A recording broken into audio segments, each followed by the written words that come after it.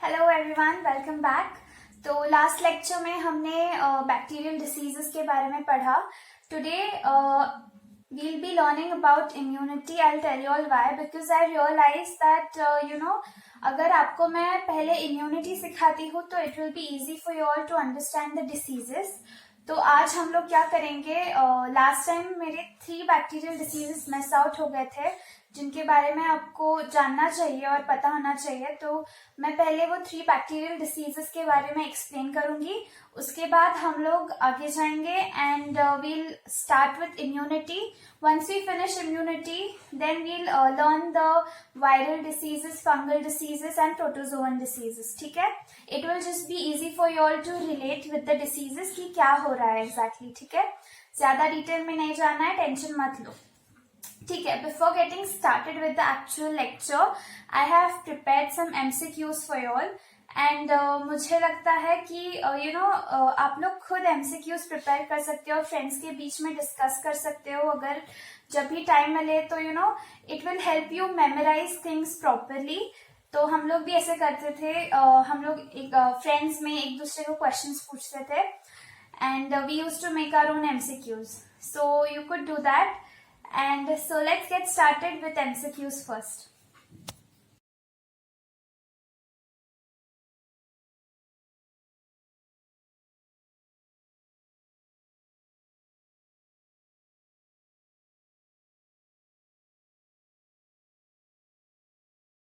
Okay, so I hope कि आप सबने MCQ सॉल्व कर लिए होंगे and you were able to answer them. Don't worry if you are not, I'll help you all. I'll also put up the answers in the comment section later. And हम लोग का जब हम लोग discussion करेंगे that time also I will discuss it with you all. Okay? Okay, alright then let's start with the remaining bacterial diseases. So first one is cholera. Cholera is caused by bacteria Vibrio cholerae.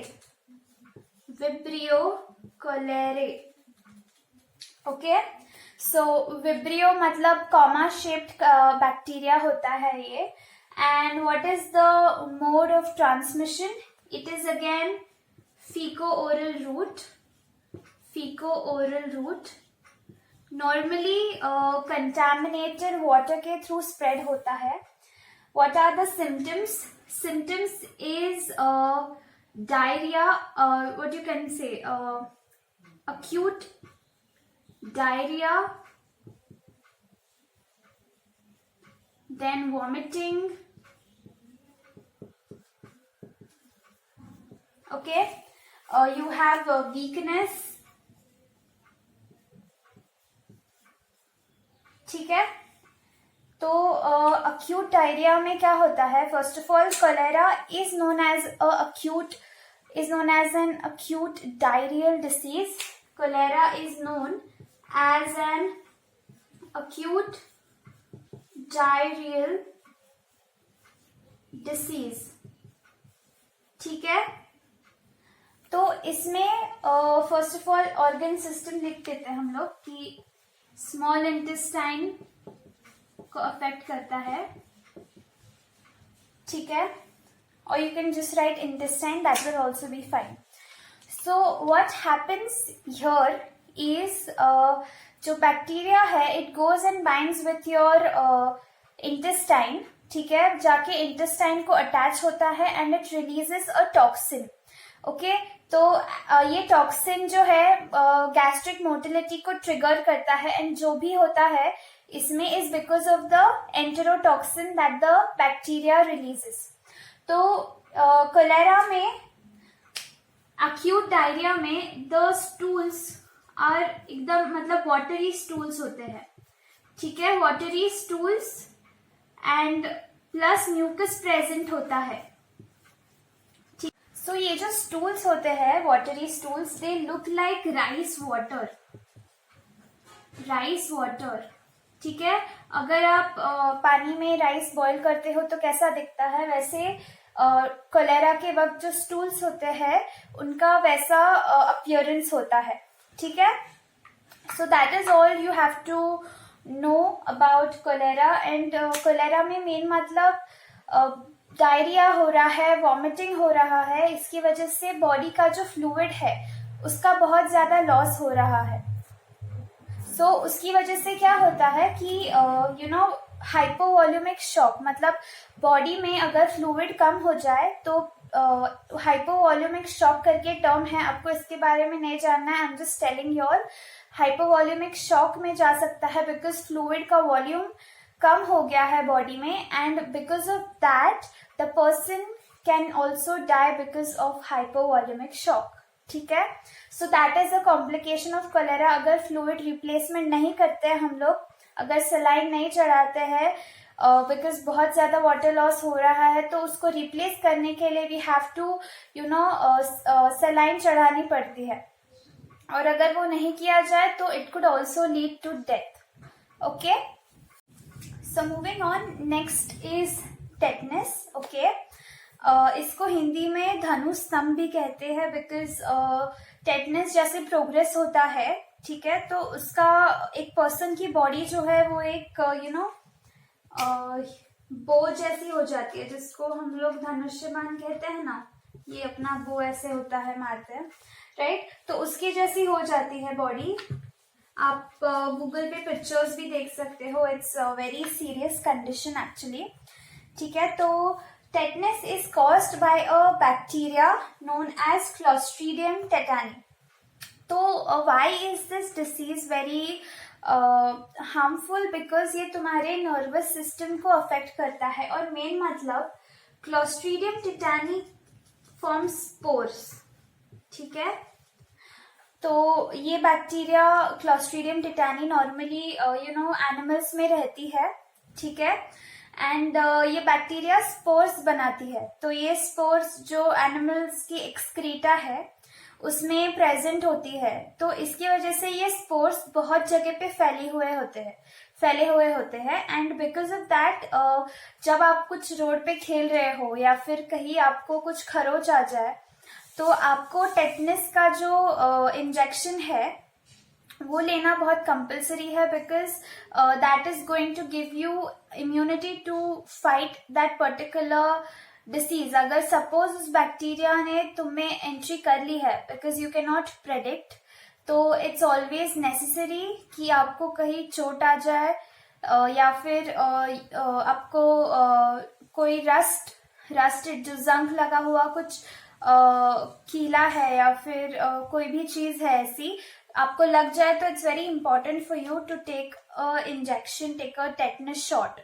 ठीक है, तो clostridium tetani spores produce करता है, और ये जब pathogen हमें enter करता है तो it is going to go and affect your nervous system. ठीक है, तुम्हारे जो नर्व्स है उनको अफेक्ट करता है। तो mode of transmission is cuts and wounds. ठीक है, सिम्टम्स क्या है? हेडेक, इरिटेबिलिटी, बहुत इरिटेशन फील होता है, बैक पेन, देन स्टिफ नेक, देन जॉ स्पैज्म और लॉक जॉ। ऑल्सो टेटनस को हम लोग लॉक जॉ भी बोलते हैं, द लॉक जॉ डिसीज। ठीक है, क्यों? बिकॉज तुम्हारे जॉ से जो स्पैज्म है वो स्टार्ट होता है, इसलिए हम लोग उसको लॉक जॉ बोलते हैं। And spasm of chest, spine, abdomen, and then it can lead to death. ठीक है, अगर इतना प्रोग्रेस हो जाएगा तो मेन मतलब क्या है कि what happens? Spasm मतलब क्या? Spasm is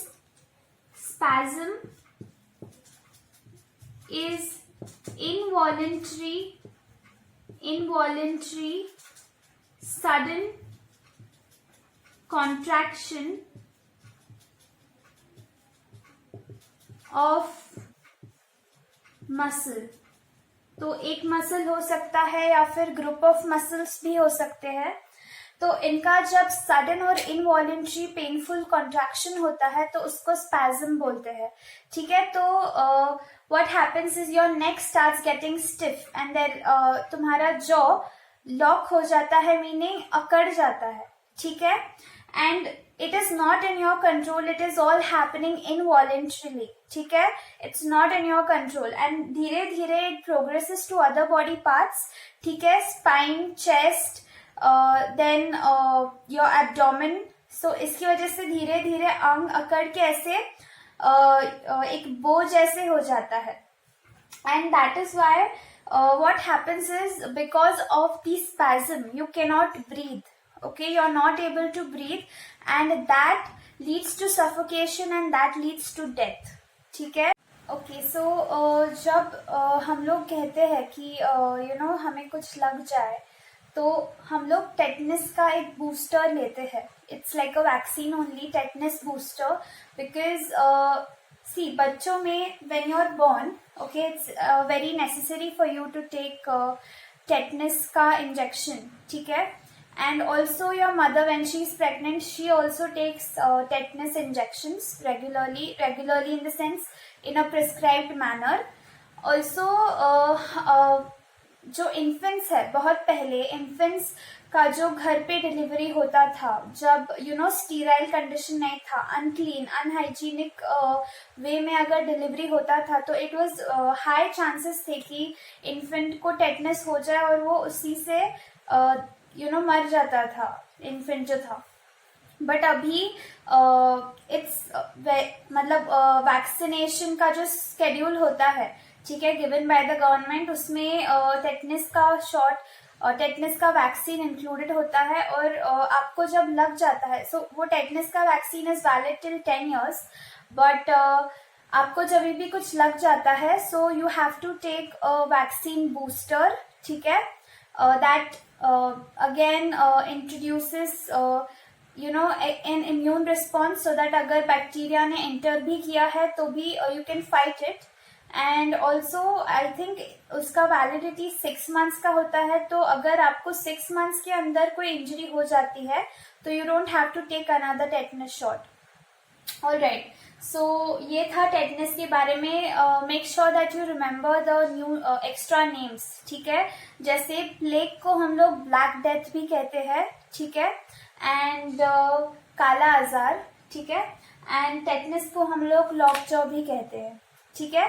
so a very interesting story actually कि कैसे हम लोग बोलते हैं कि जो जंग लगी हुई चीजें हैं, ओके, रस्टेड चीजें हैं, अगर वो लग जाती है हमें तो we should take a tetanus shot. Because बहुत पहले, बहुत ज्यादा, जब there were horses and there used to be wars on horses, so तलवार वगैरह यूज करते थे. एंड फिर बैटल फील्ड पे, after the battle was over, there were swords lying and animals dead. So इसकी वजह से ये जो रस्टेड चीजें हैं, ठीक है, उन पे वो स्पर्स जाके डिपॉजिट होते थे. तो बिकॉज ऑफ दैट दे से, तो वैसी वो कहावत चली आ रही है कि अगर कोई भी जंग लगी हुई चीज आपको लग जाती है and it tears your skin, ठीक है, अगर स्किन टेयर होके ब्लड आ रहा है बाहर, then it's important for you to take a tetanus booster. So next is whooping cough, जिसको हम लोग काली खांसी भी कहते थे. एक जमाने में भी ये भी बहुत डेंजरस डिसीज कहा जाता था इसको. And the pathogen is Bordetella pertussis. So we call the disease as pertussis, the coughing that is there, उसको हम लोग पर्ट्यूसिस भी बोलते हैं. देन उसके बाद mode of transmission airborne and droplet transmission. अगर आप किसी पर्सन जिसको जो इन्फेक्टेड है इस डिसीज से, if he is coughing and you are in the same region, या फिर ड्रॉपलेट्स नीज के थ्रू, it can get transmitted to you.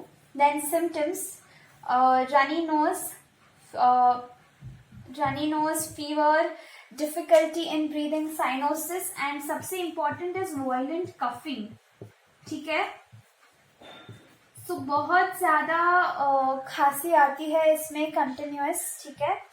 And difficulty in breathing, क्योंकि सांस लेने में प्रॉब्लम हो रहा है आपको, उसकी वजह से साइनोसिस होता है. जो नाखून अगर आप चेक करोगे ऐसे पेशेंट्स के, तो यू विल फाइंड कि वो ब्लूइश हो गए हैं. ठीक है.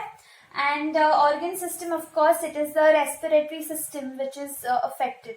Okay.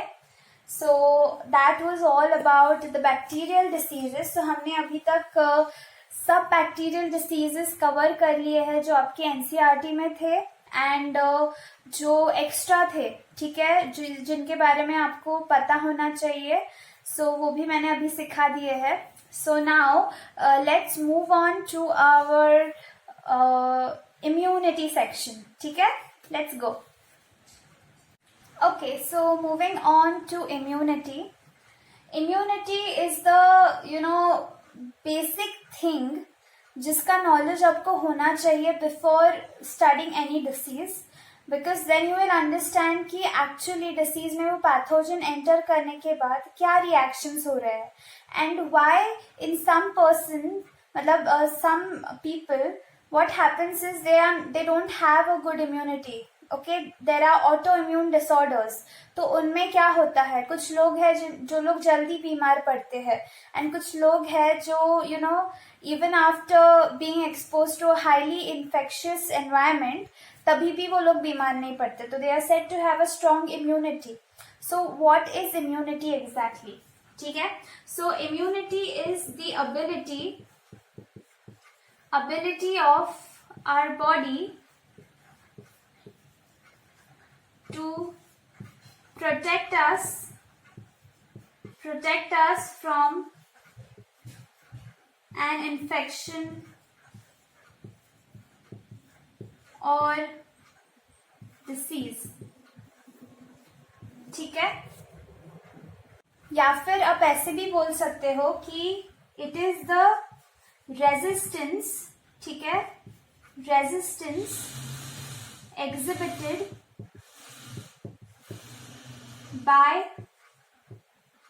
exhibited by an organism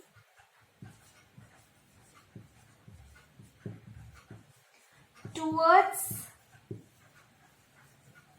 injury caused by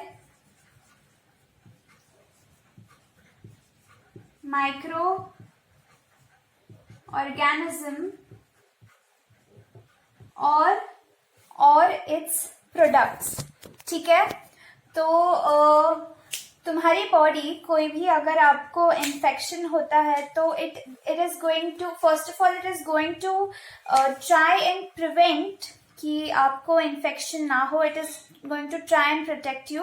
but अगर इन्फेक्शन हो भी जाता है तो how does it help in eliminating that particular organism, and how does it help in resisting that infection?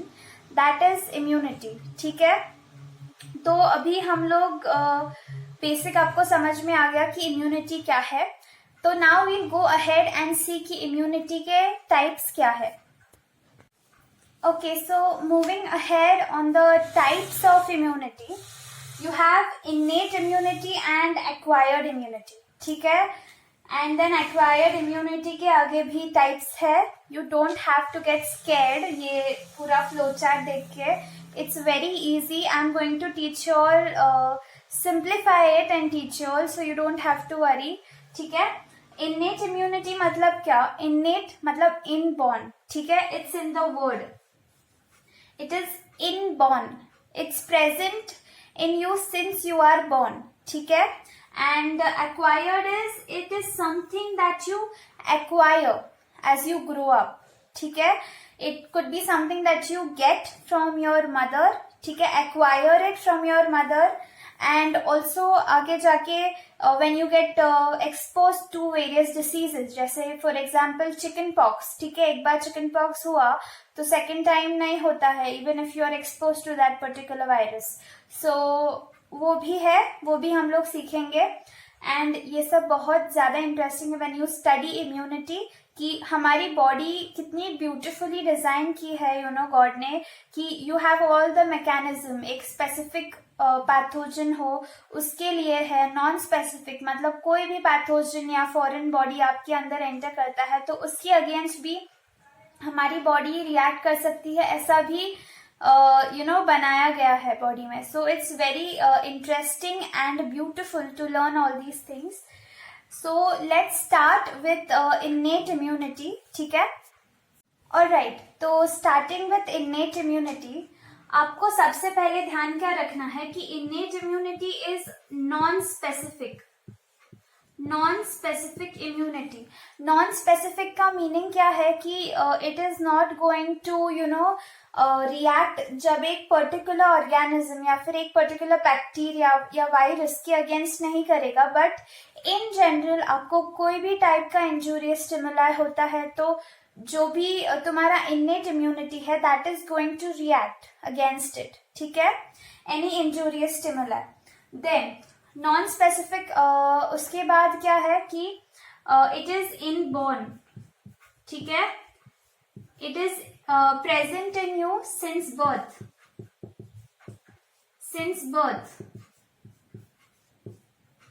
ठीक है। Then you are, it means that you are born with this immunity, ठीक है, and it is very important that it is the first line of defence. मतलब आपको कोई भी infection होता है तो सबसे पहले तुम्हारा innate immunity is going to come into function, ठीक है।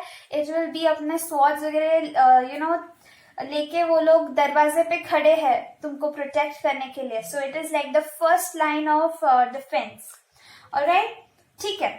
तो अभी इन्नेट इम्यूनिटी में भी we'll be learning about the various types of innate immunity. Don't worry, ये सब टाइप्स है ना, आप लोग को अगर मैंने जैसे अभी पहले फ्लो चार्ट बनाया था वैसा कुछ आप बनाओगे तो it will be very easy for you all to remember it and revise it, ठीक है। तो इधर भी हम लोग ऐसे ही टाइप का कुछ बनाएंगे, इन्नेट इम्यूनिटी है, ठीक है। So we are going to see इसके various components. So innate immunity could be physical, then it could be physiological,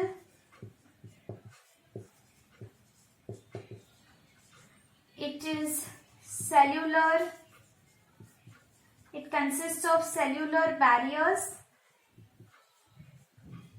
and cytokine barriers, ठीक है। तो ये सब क्या है, these all are the components of your innate immunity, ठीक है। I am going to explain it to you all one by one. So physical, physiological, so there is physical barrier, physiological barrier, cellular barrier and cytokine barrier, समझा। तो ये सब एक different level के barriers है जो आपके बॉडी में होंगे, ठीक है। तो एक बैरियर के बाद दूसरा बैरियर ऐसे रिएक्ट करेगा, मतलब if it crosses this barrier फिर और एक बैरियर है ऐसे, ठीक है। And it is present inside your body since you are born, you don't have to get expose to any infection for this, it is present in your body since birth, ठीक है। So now we will go ahead and see each of these components separately and learn about them, okay. Okay, so first हम लोग सीखेंगे physical barrier. सो आपको क्या लगता है physical barrier में क्या आएगा? It's like very simple and common sense है कि फिजिकल बैरियर में first we will have our skin, ठीक है। तो हमको स्किन बहुत सारे जो बाहर इन्फेक्शियस पार्टिकल्स है उससे प्रिवेंट करता है, राइट। तो first physical barrier is going to be your skin, ठीक है। इसके बाद यू हैव म्यूकस लाइनिंग और coating of what, mucus lining और coating of your respiratory tract, gastrointestinal tract, urogenital tract, genital tract, I'm so sorry, urogenital tract, ठीक है। तो जो म्यूकस कोटिंग है वो तुम्हारे रेस्पिरेटरी ट्रैक्ट के एपिथेलियम को, गैस्ट्रोइंटेस्टाइनल ट्रैक्ट के एपिथेलियम को, यूरोजेनाइटल ट्रैक्ट के एपिथेलियम को प्रोटेक्ट करता है, ठीक है।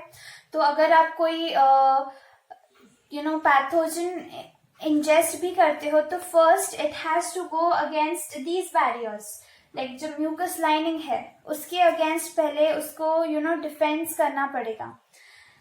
सो हमको क्या याद रखना है फिजिकल बैरियर्स में कि स्किन है, म्यूकस लाइनिंग या फिर कोटिंग आप बोल सकते हो. तो अगर आप जस्ट इमेजिन करो कोई भी बैक्टीरिया है, first of all it is going to come in contact with your skin. Okay, अगर आप इधर उधर टच करते हो, राइट, तो it is going to come in contact with your skin. It is not going to directly enter from your skin because your skin is protecting you. It is a physical barrier.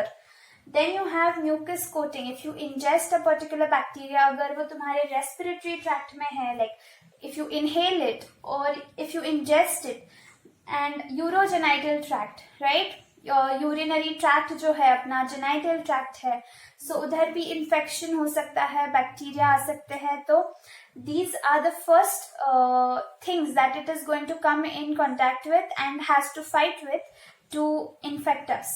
ठीक है? Alright.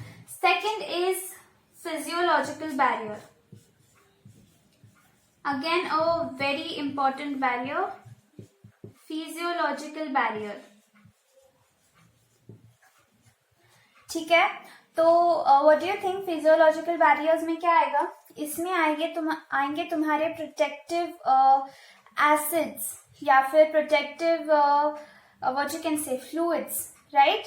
So what have you learn कि what does the acid in the stomach do? It is helpful, like digestion में तो help करता ही है, but it also helps in destroying the bacteria or destroying the pathogens that is present or that is ingested along with the food, right? So क्या क्या है? We have acid in stomach, saliva में भी acid होता है, right? You have lysozymal enzymes in your saliva. Lysozymal enzymes क्या करते हैं? They are going to cause lysis of the pathogens, right? Then उसके बाद we have tears. टीयर्स भी एक उनमें भी लाइसोसोमल एंजाइम्स होते हैं टीयर्स में. Okay, so you have to remember this and you don't have to get confuse between physical and physiological because they will give you what you say options बोलने से अच्छा एग्जाम्पल्स देंगे कि suppose acid in stomach, saliva and the epithelium of urogenital tract, which of the following are physiological barriers, right? तो आपको इनमें से choose करना पड़ता है. तो saliva and tears are going to be your physiological barriers. So don't have to get confused between the words physical and physiological. It is quite easy to remember. अगर कुछ आपको कंफ्यूजन हो रहा है तो आप लोग हमेशा physiological is something that is related to chemical, more of chemical related things, right? Chemical reactions that occur of physiologically occurring in our body. You can remember that and learn it that way, okay? ठीक है. So next is very important, cellular barrier, okay?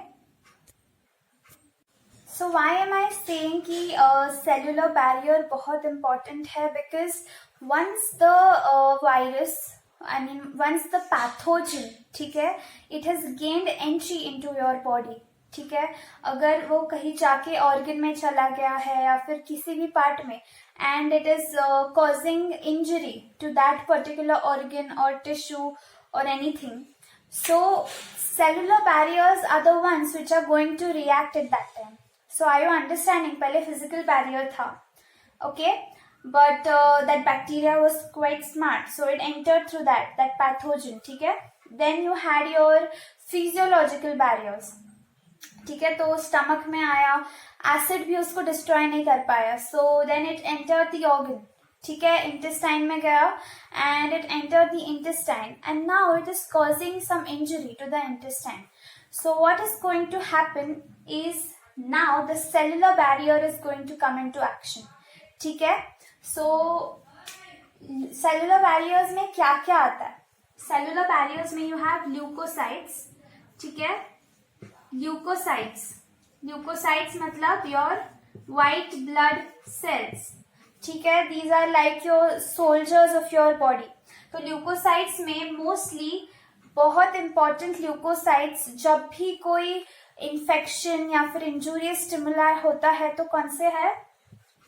It is the polymorphonuclear leukocytes, polymorphonuclear leukocytes मतलब क्या, मतलब neutrophils, उनका दूसरा नाम है polymorphonuclear leukocytes, neutrophils, ठीक है। So why is it called, because आपको उसके न्यूक्लियस के बारे में अगर आपने कार्डियोवैस्कुलर सिस्टम में पढ़ा होगा तो you can see the changes that occur in the nucleus of neutrophils, right? Then you have monocytes. Monocytes again important. ये दोनों are like your police, they are called policemen, ठीक है। they keep patrolling कि कहाँ कुछ infection हुआ है या नहीं, ठीक है। सेम मैक्रोफाजेस भी हम लोग उनको पुलिसमैन बोलते हैं, ठीक है। तो अभी याद रखो कि न्यूट्रोफिल्स आर ग्रैन्युलोसाइट्स। अगर आपने WBCs में पढ़ा है, WBCs are of two types, granulocytes and agranulocytes, right. तो ग्रैन्युलोसाइट्स में क्या क्या आता है, न्यूट्रोफिल्स आते हैं, इओसिनोफिल्स आते हैं एंड बेसोफिल्स आते हैं। एंड अग्रैन्युलोसाइट्स में यू हैव मोनोसाइट्स आते हैं, okay. And then you have lymphocytes, ठीक है। लिम्फोसाइट्स में क्या क्या है, T lymphocyte, B lymphocyte and also you have natural killer cells. You also have natural killer cells in it, ठीक है। तो do you all, if you want me to discuss about the WBC, so we can have it when we discuss it on Google Meet, ठीक है। So lymphocytes में you have T lymphocytes, B lymphocytes and natural killer cells. So cellular barriers में कौन से involve होते हैं, leukocytes में you have neutrophils, monocytes plus you have lymphocytes का natural killer cells, NK cells, natural killer cells, ठीक है। तो ये भी सेलुलर बैरियर्स में आते हैं, ओके। इनके अलावा और कौन है, ये पूरा है। इनके अलावा we also have macrophages, okay, we also have macrophages. Abhi you will say what is macrophages, okay। So what happens, ध्यान रखो इधर, monocytes, ठीक है, जब वो blood में circulate कर रहे हैं, that time they are known as monocytes. But the same monocytes when they enter into a tissue, ठीक है, they enter into a tissue and rest there, they are converted into macrophages, ठीक है। So you can call macrophages as resting monocytes in the tissues, ठीक है। तो ये tissues में जो भी इन्फेक्शन वगैरह होता है, तो इसमें ये लोग मैक्रोफेजेस जो है, these are going to come and these are going to be patrolling there and then cause phagocytosis, ठीक है।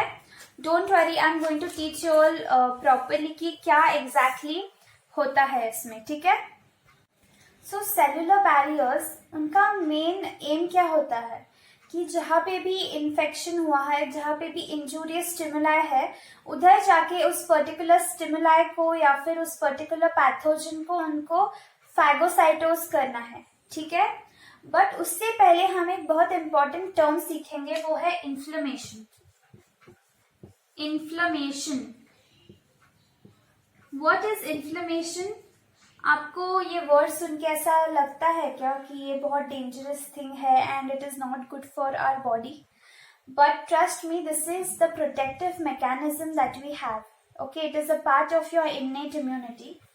सो inflammation is reaction, it is a biological, or you can say it is a biological response given by our body, okay, to any injurious stimuli or pathogen, ठीक है। और anything, even allergy में अगर कोई foreign particle की आपको allergy है तो उसमें भी इन्फ्लेमेशन इन्वॉल्व होता है, ठीक है। तो I hope you understood what inflammation is. हम लोग और आगे देखेंगे तो आपको समझ में आएगा इन्फ्लेमेशन एग्जैक्टली क्या होता है.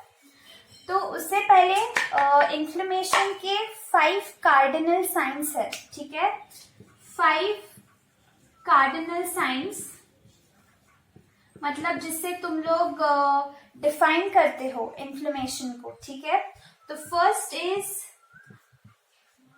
रूबर, कैलोर, डोलोर, ट्यूमर, फंक्शनोलेसा.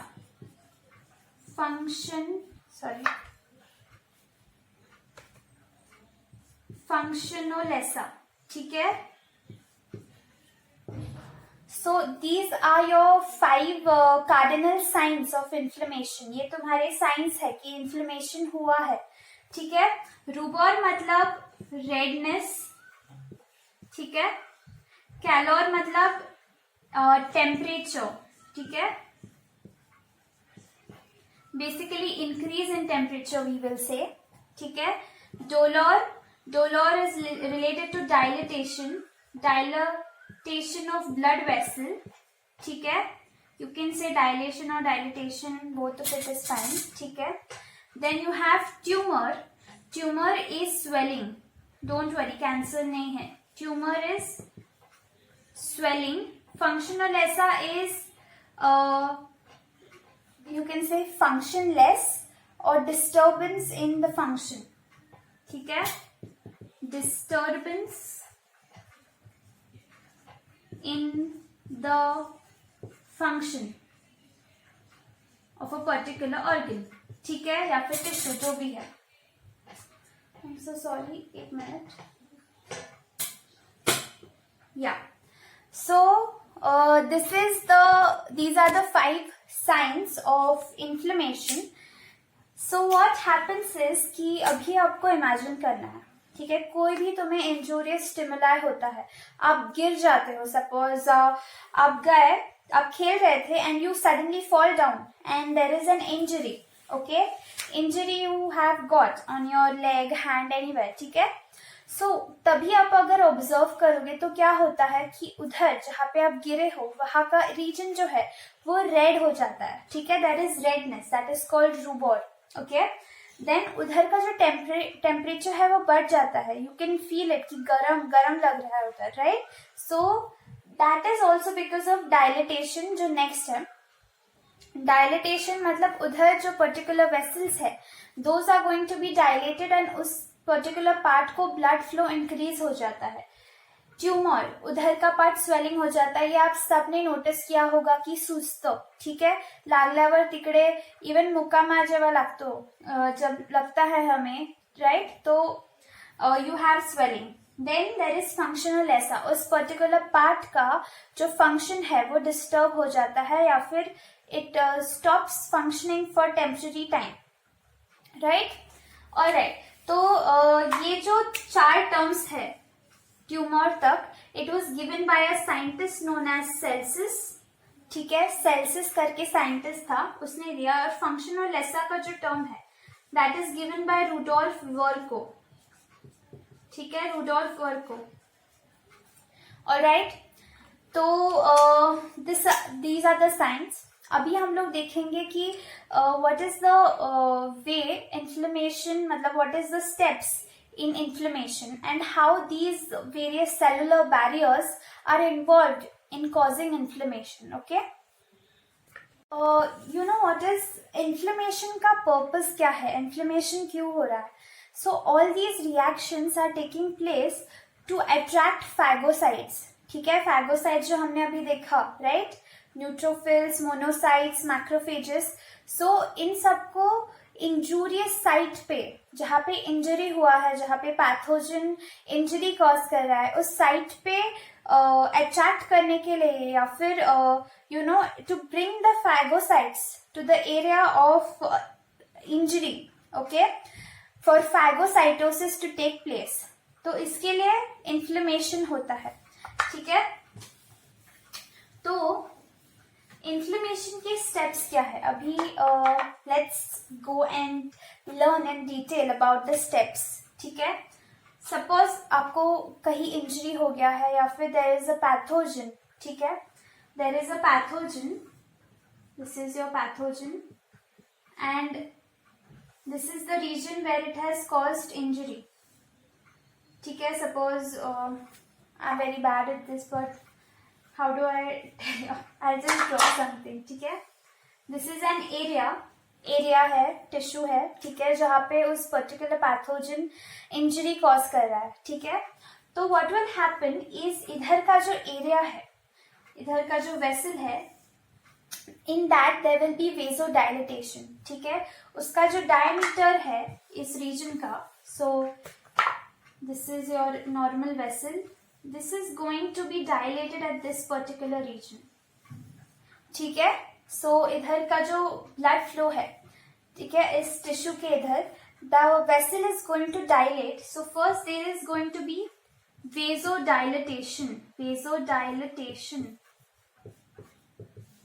ठीक है, अभी vasodilatation हुआ तो इसकी वजह से क्या होगा, इधर जो blood flow है वो स्लो हो जाएगा. Okay, it will start getting stagnated, या फिर उधर इस पर्टिकुलर ऑर्गन के यहाँ पे it will start getting collected. ठीक है, so you will say stasis मतलब स्टॉपिंग. ठीक है, या फिर गेटिंग कलेक्टेड. सो इधर इस पर्टिकुलर टिश्यू के यहाँ पे there will be stasis of blood. ठीक है, अभी आगे क्या होगा, there will be blood leukocytes. तो कौन से है ब्लड ल्यूकोसाइट्स जो है तुम्हारे, mostly neutrophils. So what is going to happen is the neutrophils are going to start accumulating and getting, इधर जो है अडियर होना स्टार्ट हो जाएंगे. ये वेसल वॉल है, राइट. तो तुम्हारे जो ल्यूकोसाइट्स है they will start getting attached to this particular, इधर कलेक्ट हो जाएंगे और इधर अटैच होना स्टार्ट कर देंगे, अडियर होना स्टार्ट कर देंगे वेसल वॉल को. ठीक है, तो अभी ये जो ल्यूकोसाइट है, this is going to come out of the vessel. Okay, and this process of leukocyte migrating out of the vessel. ठीक है, leukocyte migrating out of the vessel is known as diapedesis.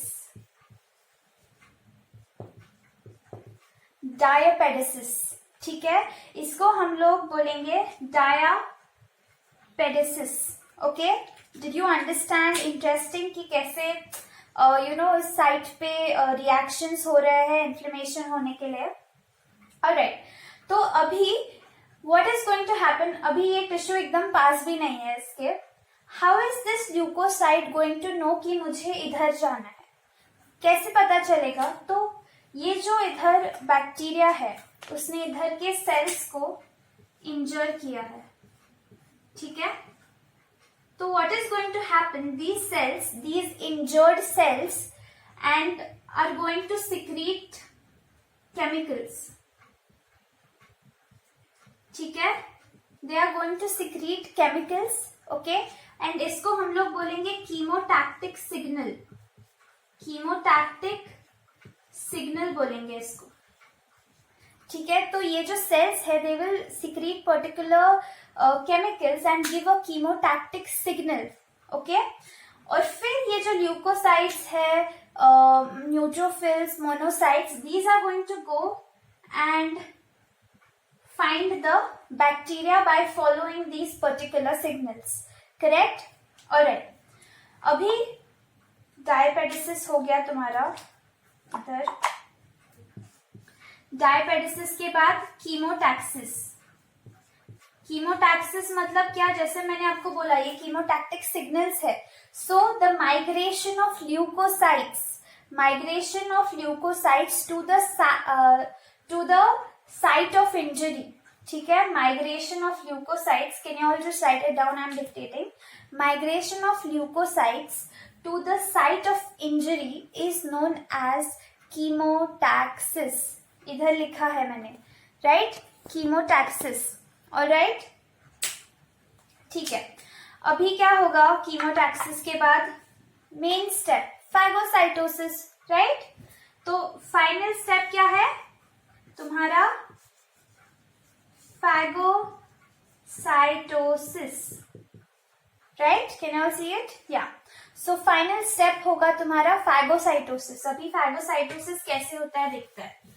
ये भी बहुत interesting है कि हमारी body कैसे इन bacteria को डिफेंड करती है. ऑलराइट. ओके, सो अभी बैक्टीरिया को पता चल गया है इंजूरियस साइट का. It has reached the site. Okay, अभी ये बैक्टीरिया जो है ना, दिस इज योर बैक्टीरिया और pathogen anything, and this is your leukocyte. You can say neutrophil बोलो, monocyte, macrophage. So what is going to happen now is, ये जो bacteria है, ये जो ल्यूकोसाइट है, this will reach the bacteria, then it is going to start engulfing. Engulfing मतलब उसको ऐसे उसके अराउंड स्प्रेड होना स्टार्ट कर देगा. सो नाउ कैसे दिखेगा?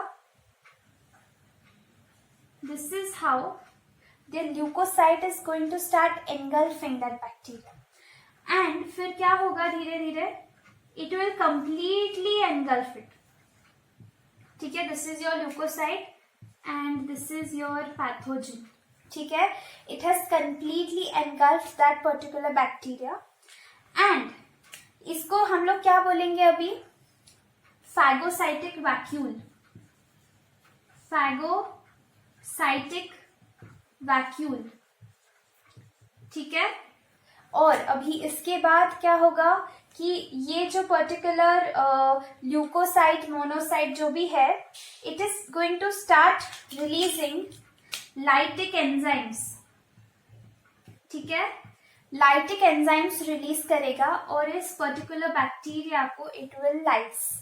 ठीक है, तो इनमें लाइसोसोमल एंजाइम्स होते हैं, लाइसोजाइम्स होते हैं इन वैक्यूल्स में. तो these are going to destroy that bacteria, cause lysis of that bacteria. ठीक है, तो आई होप कि आपको ये बहुत इंटरेस्टिंग प्रोसेस कि how the cellular barriers help in the process of inflammation. Inflammation क्यों होता है? फैगोसाइटोसिस के लिए कि it happens so that it can get the particular neutrophils, monocytes, macrophages at that particular area. ठीक है, of the site of infection or injury. ठीक है, उधर it will start getting all these leukocytes and then these leukocytes are going to phagocytose. So it is a protective mechanism, again part of your innate immunity. Okay, alright. So your last barrier is your cytokine barrier. ठीक है, now what is cytokines? These are like special proteins. ठीक है, secreted by the virus infected cells. Secreted by the virus infected cells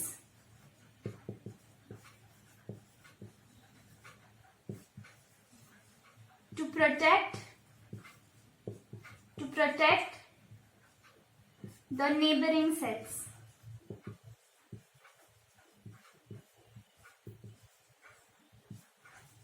Am I clear? ठीक है, तो cytokines इनमें interferons आते हैं. साइटोकाइन्स एक ब्रॉड कैटेगरी है और उस कैटेगरी में you have interferons. Oh sorry, interferons हो गया.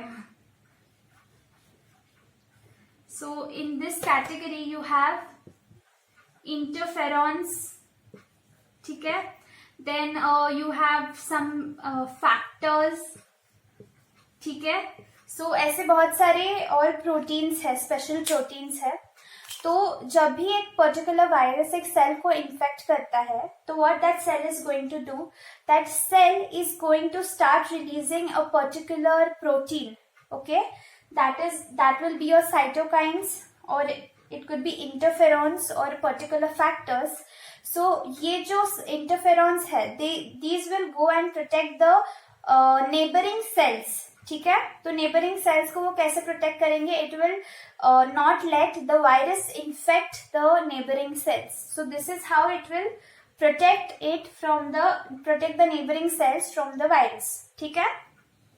So इवन नाउ कोविड-19 का जो चल रहा है, तो उसमें बहुत सारा रिसर्च इंटरफेरॉन्स पे भी चल रहा है कि how we can find interferons. हम लोग कुछ लेबोरेटरी में interferons can we build them and then these interferons can go and protect the cells and not let it get infected by the virus.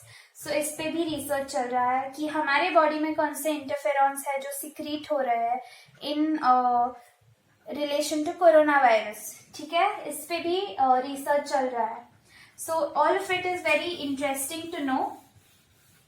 So I hope कि आपको सब कुछ अच्छे से समझ गया है इसमें, right. I have tried covering up almost everything for you to make it simple to understand things, क्योंकि it's not very easy all these mechanisms, but एक बार आपको समझ गया तो it is very आपको जो understanding है एक particular subject की वो बढ़ जाती है, ठीक है. तो summarize करते हैं आज का लेक्चर. तो स्टार्टिंग में हमने क्या किया, we first solved MCQs. I hope कि आपको उसका आंसर आ गया होगा अभी तक.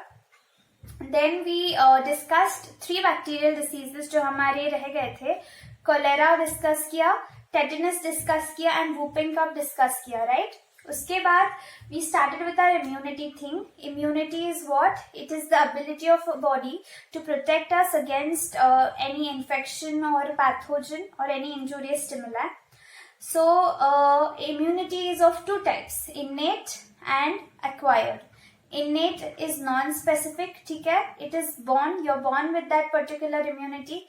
Acquired 2 types की होती है, active and passive. Active and passive दोनों में और 2 divisions होते हैं, natural and artificial, ठीक है. So don't worry, हम लोग acquired immunity because it's very big, ठीक है, और उसमें बहुत सारे एग्जाम्पल्स है जो हमको नोट डाउन करने हैं, तो हम लोग वो कल कवर करेंगे, नेक्स्ट लेक्चर में कवर करेंगे. सो आई होप कि आपको इन्नेट इम्यूनिटी अच्छे से समझ गई है. इन्नेट इम्यूनिटी के क्या क्या कंपोनेंट्स है, फिजिकल, फिजियोलॉजिकल, इन दोनों में कंफ्यूज नहीं होना है, ठीक है. Make a table. अभी जैसे मैंने आपको बताया कि फिजिकल में क्या क्या आता है, फिजियोलॉजिकल में क्या क्या आता है, सेल्यूलर में क्या क्या आता है एंड साइटोकाइन में क्या क्या आता है. So you could just make 2 columns और एक अच्छा सा टेबल बना दो उसके लिए, ठीक है. तो सेल्यूलर बैरियर्स वेरी इंपॉर्टेंट. जब एक पर्टिकुलर पैथोजन फिजिकल क्रॉस कर जाता है, फिजियोलॉजिकल भी क्रॉस कर जाता है, तो it has to face the cellular and the cytokine barrier, ठीक है. तो वो हमने डिटेल में पढ़ा, ठीक है. तुम्हारी बुक में नहीं दिया है बट मतलब इन्फ्लेमेशन के बारे में, but it is important for you to know because ये चीज हमको एलर्जी में भी सीखनी है कि एलर्जी में एग्जैक्टली क्या होता है, एलर्जी क्यों होती है, ठीक है. उसमें भी इन्फ्लेमेशन इन्वॉल्व है बट थोड़ा सा डिफरेंस है उसमें, ठीक है. तो ऑल राइट, अच्छे से पढ़ो, तुम्हारे एनसीईआरटी से जो भी बेसिक है तुम्हारा अच्छे से कवर करो. All right, see you in the next lecture. Bye bye, take care.